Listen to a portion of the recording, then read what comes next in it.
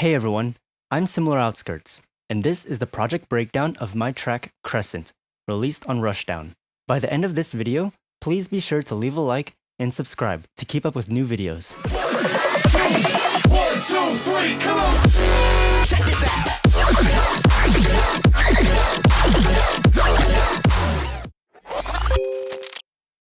The idea of the song Crescent comes from the Pokemon Cresselia, which is a Pokemon based on the moon. To start the song off, the opening sound here is a sample of Cresselia's signature move called Lunar Dance. Here I've reversed it and added some other effects like a frequency shifter, a vocoder, an erosion, and a bunch of other stuff. Along with that, I've layered this reverse piano sample on top of it. Here's when the other stuff comes in.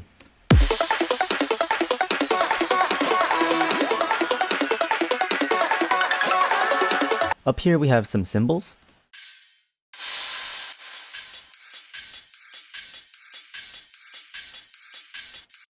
There's nothing too special here, just some compression and some EQ. And here we have some background elements, such as this reverb clap. The reverb plugin I'm using here is Little Plate by Sound Toys. We also have this cricket sample playing on the 214.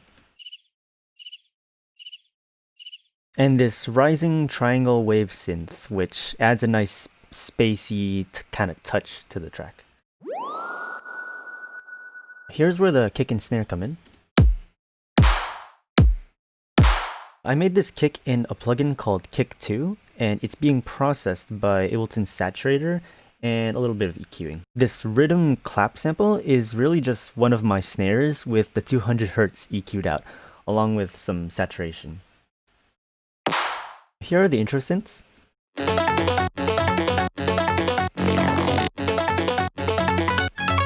This ARP was made in Serum using a combination of a pulse wave and a kalimba sample. I also gave it a short delay to make it more of a plucky sound. You can also hear that as the intro progresses, the decay gets slightly longer on the pluck.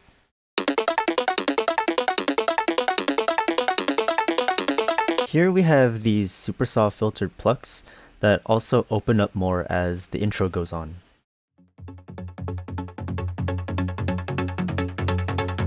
There's also this crunchy bass sound that I made in Massive, along with some phaser, a Camel Crusher, some saturation, and an EQ. Finally, there's this pluck sample from a pack called Simply Space by 99 Sounds.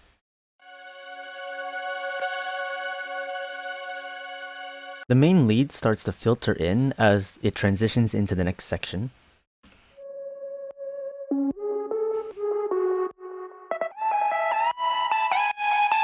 I'll touch on this more in a bit. There's also a quick bass fill in the middle of the intro here, made up of a bunch of sounds from the actual drop. But I'll get to this later. I made the vocal chops by cutting up and repitching parts of a sample from a Kara vocal pack.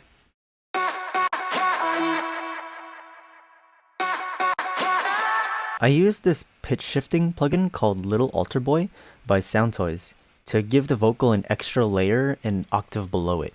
Without it, it sounds like this. But with it,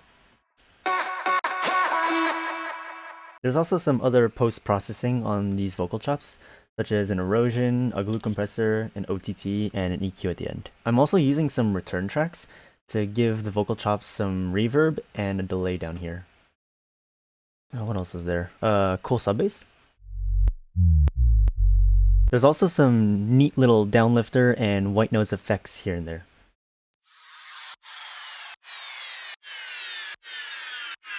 And that's the intro. Here is the melodic section.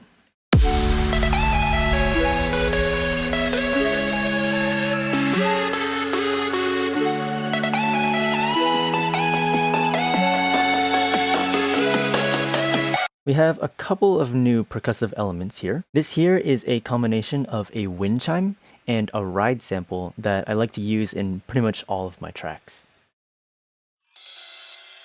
And here we have a heavily bit crushed drum loop that slowly filters in.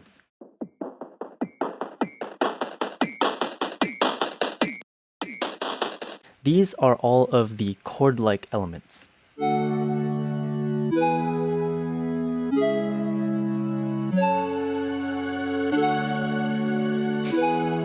This here is a simple pluck sound that rolls through the notes of the chord. You can see in the MIDI here that I drew the notes so that it all plays gradually. We have a nice little pad here.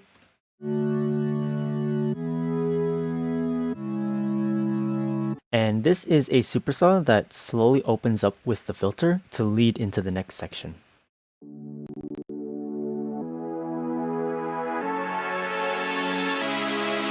I sampled a solo string sound, chucked it into a sampler, and then played a bunch of chords with it. And finally, we have this bass sound, which I made in Massive. Here is the main lead of the song.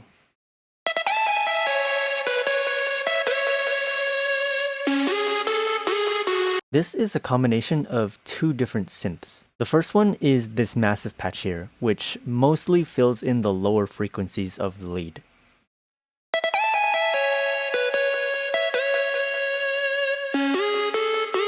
The second synth is actually a lead sample that comes from a Stonebank pack.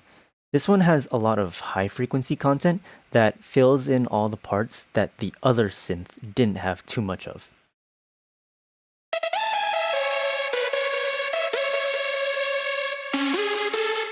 I then glued them all together using a camel crusher and an OTT. Another important part about this lead is the vibrato that I add to it every now and then. You can see in the long notes here, I automate the vibrato knob in Massive so that it slowly creeps in.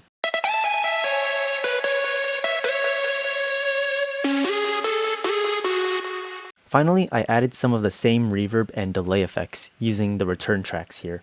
In addition, I also have this background melody playing during the long notes of the main lead. This is just a combination of Ableton's stock glockenspiel. Oh, here, come on, click on it. No, please. Are you gonna behave? Okay. This is just a combination of Ableton's stock glockenspiel library and a detuned saw wave. For the buildup, the drums change up a bit with this clap sample layered on top of this low-pass kick. And right before the drop, this snare comes in and gets faster and faster as it goes on. To support the tension of the buildup even more, I automated this frequency shifter to cause the snare to gradually rise. And along with that, there's also a low-pass filter that opens it up.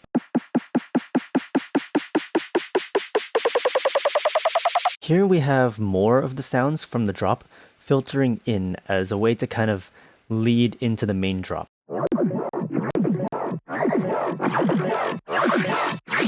We'll get to these sounds in a bit. Here we have the countdown sample. Just like the vocal chops, I pitch shifted the sample down using Little Altar Boy. And in addition, I'm also adding this tonal delay effect to the sample. To give a brief summary, tonal delay is an effect you can use on a sound to give it a tonal characteristic. If you add delay on a sound and then set the delay time to a low value, the repetitive sounds that are made will ring at a specific pitch. You can look up a chart online that'll show you which time values correlate with a specific note. Since this song is in F sharp minor, I set the delay time here to 21.6 milliseconds, which is about an F sharp. 1, 2, 3, come on! You should also set the dry wet to about 50% so you don't lose the original sound. The feedback knob also kind of acts like a release time for the effect. 1, 2, 3, come on! 1, 2, 3, come on! 1, 2, 3, come on! And lastly, we have some neat risers.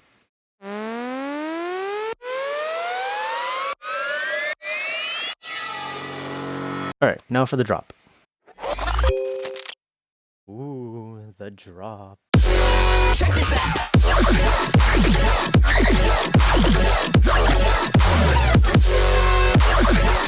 Just to give you guys a heads up, I'll only be showing a couple of these patches. Starting off, we have this first bass hit here, which is a combination of this serum screechy sound and this brass hit sample.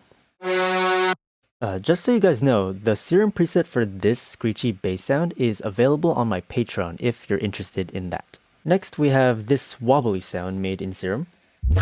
I won't go into too much detail, but I will point out what I feel are the most important aspects of all of these sounds.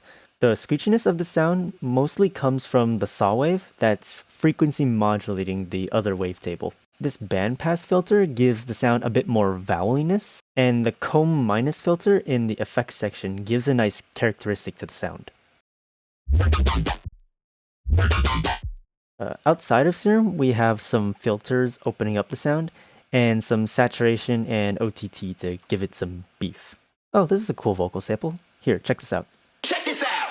Here's the main section of this drop. Oh, wow, that's a lot of... Wow. Oh, turn this off. Okay, let's try that again.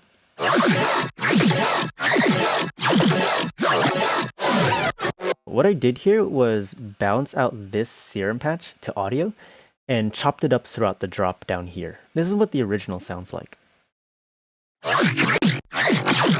Again, I think the filter plays a huge role in giving the sound more vowel-like qualities. Even the EQ in the effects section is also doing the same thing here. I also like this comb filter because I feel it kind of makes the sound a bit more smooth, I suppose. Wow, that was okay. Also, if you're wondering why this is called Arisa growl, it's probably because I resampled an anime character saying something. So yeah, resampling is cool. Here's the other bass hit. A lot of the same principles from the other sounds apply here. I resampled an AU5 bass and used some high resonant filters to give the sound a more vowel-y quality. This screechy bass was probably made with a similar FM from B setup, but the modulating signal was pitched extremely high and then falls back down. There are also some other layers here to freshen up the sound. These chord synths are made up of the same sounds I went over earlier. There's also two leads that play during this part. The higher parts are playing the main line, while the other part is playing the lower harmonies and sits a bit further back in the mix. These are all of the offbeat sounds. It's a mixture of a couple of things. The first is this chant sample.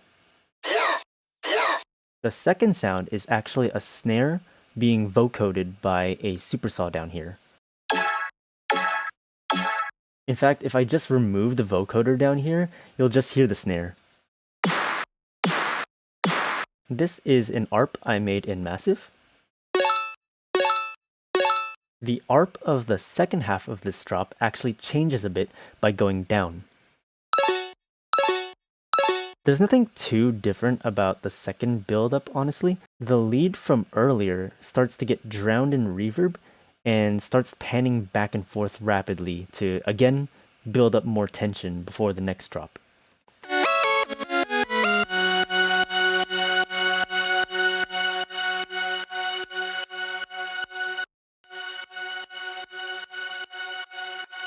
Some of the sounds from the second drop slowly filter in.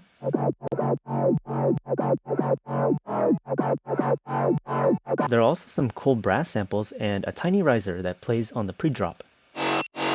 Now the second drop is where things get a bit more crazy. 1, 2, 3,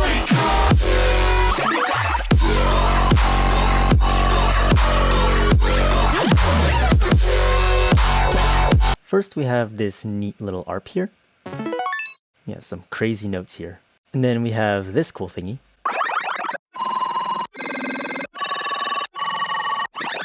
I actually want to make a separate video about this one particular sound, because there's a bit more to it than what I want to fit in this video.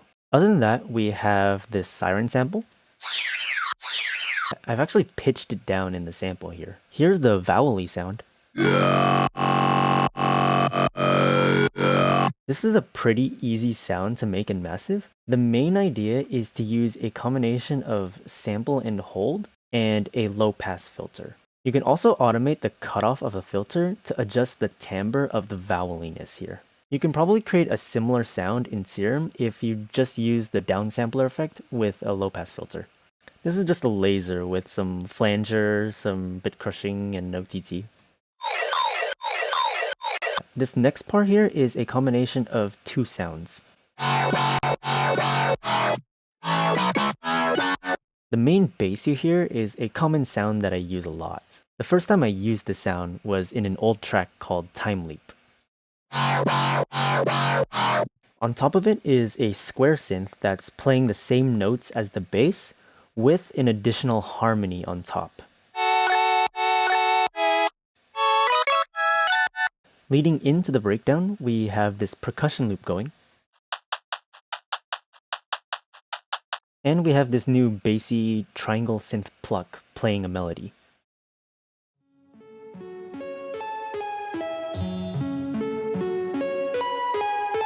Okay, breakdown time. I need some water. Hey, drink water. Okay, this is honestly one of my favorite parts about this track. We have some more percussion loops up top. Cool little things here in the middle. For this section, I've swapped out the kick for something softer to fit the mood. And a tiny bit crushed clap sample. Here are the synths.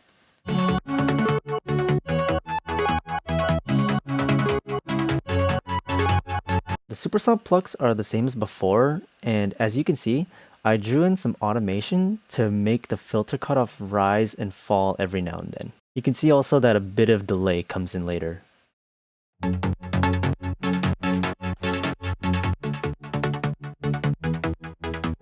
That's some intense sidechain. We also have the same melody, played by a much softer synth.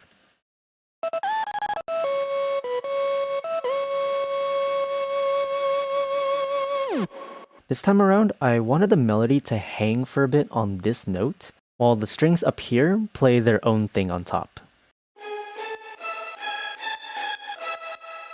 These strings come from the Spitfire Studio Strings collection. Another really cool thing I like about this section is how the sub bass moves around a lot and plays its own thing.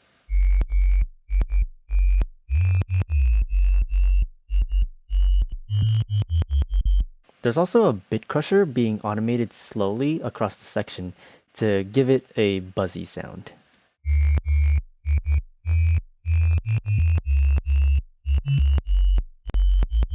There's also some white noise here for some reason. This last buildup doesn't have too many different elements than the first one. For the pre-drop, we have a neat little drum fill.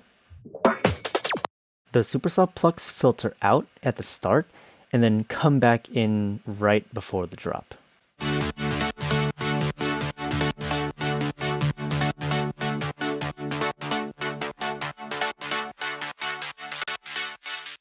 The pad from before plays underneath. The lead filters back in.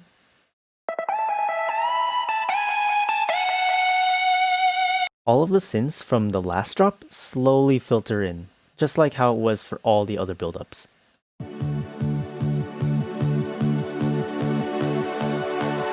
Yeah, there is a ton of downlifters and risers here.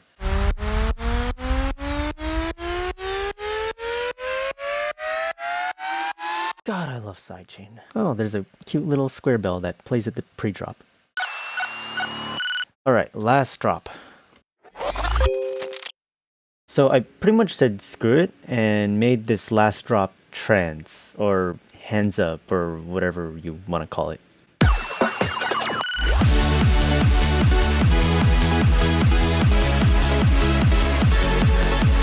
In this drop, the cymbals have a quicker pace to match the 4 on the floor feel of the drop. Instead of using the same kick, I swapped it out for a more appropriate trance kick with a clap sample layered on top. The snare is similar to the one in the other drops where I just EQ out the 200 Hz. Lead filter. And here we have a huge stack of stuff.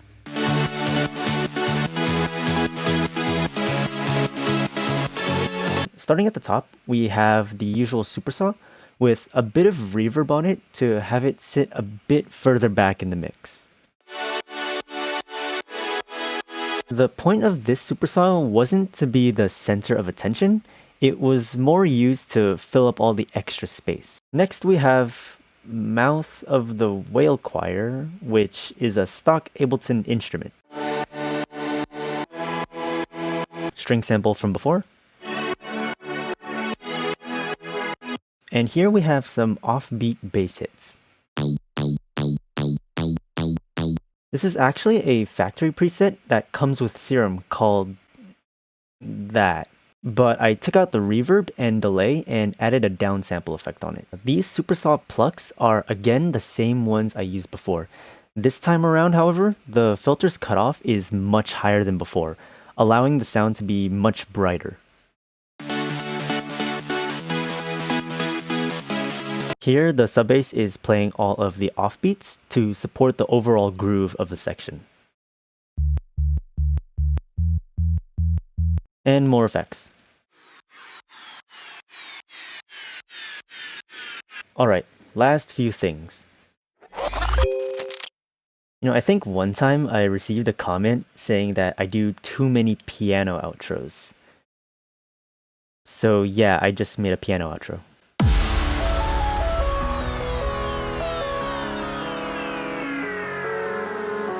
This piano library is called Concert Grand Compact by Production Voices. I wanted to capture a more melancholic, kind of gloomy mood for the ending here. The Camel Crusher here helps to distort the piano a bit, so it feels a bit more eerie. The OTT here absolutely smashes the piano, so the dynamics are completely squashed. And finally, I have this EQ that filters out everything except the mids and low mids, so it sounds more muffled. All of this combined gives the piano a darker tone. At the end here, there's a bit crusher automation that honestly in hindsight doesn't really do too much since I filtered out a lot of the piano.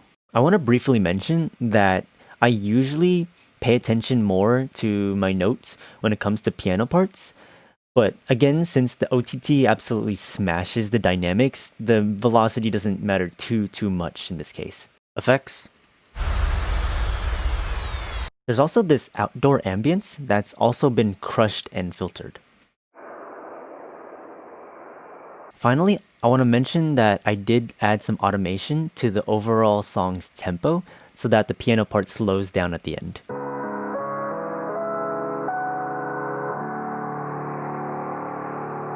That's all there is composition-wise. My master chain is just one instance of Ozone 8. I have an EQ taking out the lows of the side channels. I have some multi-band compression that honestly I just kind of play around with. An imager that makes the low ends mono and spreads the highs. Another EQ. And finally a maximizer to make things loud.